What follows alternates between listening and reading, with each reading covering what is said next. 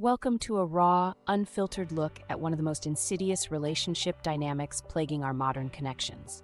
Today, we're ripping off the Band-Aid and exposing the festering wound of avoidant attachment and the toxic role of their exes. What you're about to learn might shake you to your core, but it's a truth that needs to be heard. Let's start with a brutal reality check. Avoidant individuals don't just have exes, they cultivate a garden of past flames, carefully tending to these wilted relationships long after they should have been composted. It's not nostalgia or friendship, it's emotional hoarding at its most destructive. At the heart of this behavior lies a chasm of self-doubt so deep it threatens to swallow whole relationships. Avoidants, crippled by their inability to self-validate, create a patchwork of external approval. It's not a buffet of emotional support.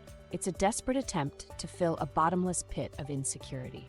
These exes aren't benign figures from the past. They're weapons in the avoidance arsenal of emotional avoidance, loaded and ready to detonate any chance of genuine intimacy. It's psychological warfare, with the current partner as collateral damage. The avoidance safety net of exes isn't just relationship insurance. It's a testament to their fundamental inability to commit fully.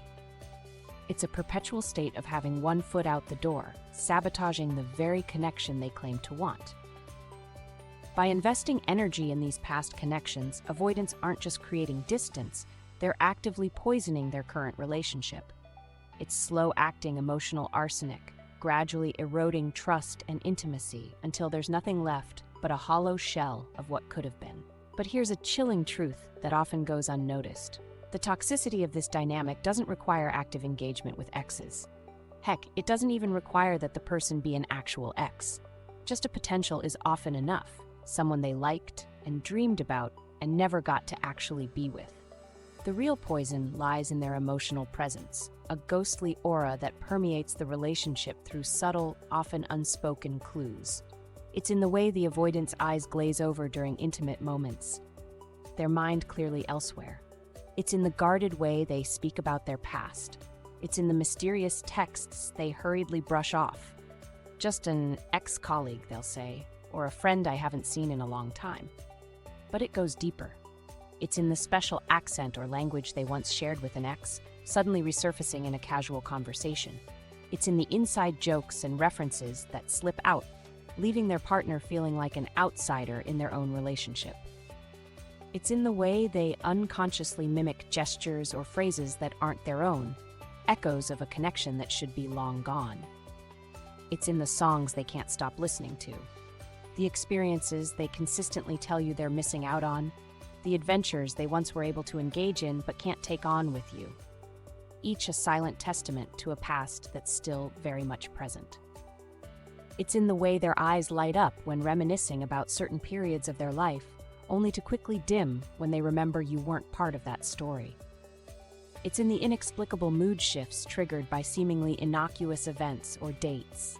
This spectral presence of exes is often more damaging than actual contact, creating a pervasive sense of emotional infidelity that corrodes trust from within.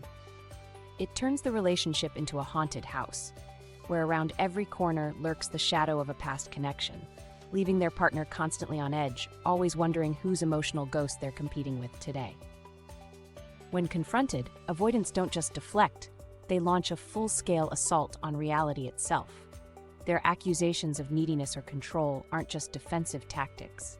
They're calculated moves to destabilize their partner's sense of self. It's gaslighting in its purest, most destructive form. This gaslighting isn't just manipulation. It's a complete abdication of responsibility. It's the avoidant choosing their comfort over their partner's sanity, prioritizing their emotional cowardice over the health of the relationship. It's crucial to recognize that this behavior often intersects with narcissistic traits.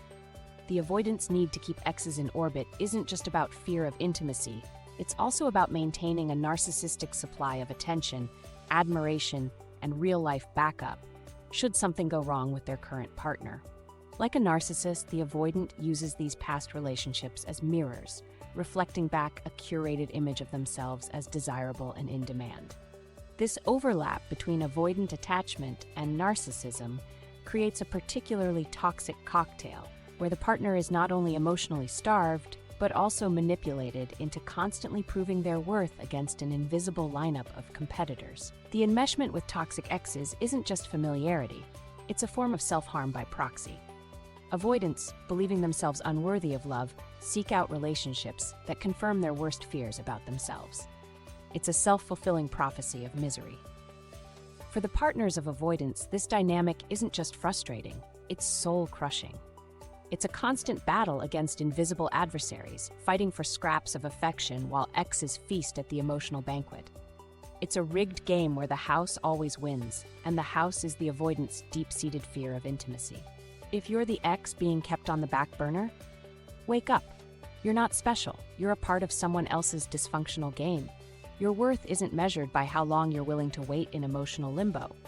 It's time to recognize that being someone's option is an insult, not an honor. For avoidance, this behavior isn't just selfish, it's a form of relational self-sabotage so profound it borders on the tragic. It's choosing the familiar pain of emotional isolation over the terrifying prospect of genuine connection. It's a prison of their own making, with walls built from missed opportunities and wasted potential. Let's get brutally honest about how this affects you, the partner of an avoidant. This isn't just about feeling a little insecure or occasionally jealous. This is about living in a constant state of emotional siege, where your sense of self-worth is under relentless attack. Every day, you wake up to a battle you didn't sign up for, fighting against ghosts you can't see but whose presence you feel in every corner of your relationship. This toxic dynamic is slowly eroding your self-esteem, chipping away at your confidence with every unexplained mood swing, every guarded conversation, every moment of emotional distance. You find yourself constantly second-guessing. Is it something you did? Something you didn't do? Or is it just another moment when your partner's mind has wandered back to the comforting embrace of their past? You're living on emotional scraps, desperately trying to piece together a fulfilling relationship from the leftovers of your partner's attention. And the worst part? You're starting to believe that this is all you deserve. Let's be clear, this is not love. This is not a healthy relationship. This is emotional abuse, wrapped in the guise of complicated feelings and unresolved past, or even more often than we'd like to admit, a cruel lying about the very existence of any of it. As you listen to this, either you're the avoidant or their partner, I want you to pay attention to your reactions. Are you feeling defensive? Are you making excuses in your head, trying to convince yourself that your situation is different? Are you feeling a tightness in your chest, a knot in your stomach?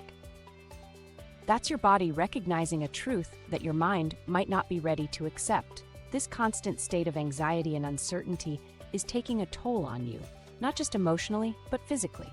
The stress of always being on high alert, always being on one side or the other of emotional infidelity, is exhausting. It's affecting your sleep, your appetite, your ability to focus on other aspects of your life. You're both losing yourself in this relationship. Your interests, your goals, your friendships, they're all taking a back seat to the all-consuming task of trying to secure a beautiful relationship. But it's a rigged game, one you will never win. It's time to ask yourself some hard questions. Why are you accepting, or in the case of the avoidant, implementing this half-life, this pale imitation of a real fulfilling relationship? What are you so afraid of that you're settling for emotional breadcrumbs? If you're feeling triggered by this, good. Let that discomfort be the catalyst for change. Let it fuel you to break free from this toxic cycle and reclaim your self-worth. Because you deserve more than to be an understudy in your own love story. For avoidance, healing means facing the terrifying prospect of true vulnerability. It's about choosing the uncertainty of real intimacy over the false security of keeping one foot in the past. This journey isn't for the faint of heart. It's messy, it's painful, and it demands a level of self-reflection that many aren't prepared for. But the alternative is a life of shallow connections and perpetual dissatisfaction, a high price to pay for the illusion of emotional safety. This isn't just food for thought, it's a call to action. Break the cycle, seek help, do the hard work of healing. Because the cost of continuing in these toxic patterns isn't just your current relationship, it's your chance at genuine, fulfilling connection. If this video hit a nerve, share it. Start the uncomfortable conversations. be the catalyst for change in your social circle. Subscribe and stay tuned for more unvarnished truths about relationships and personal growth.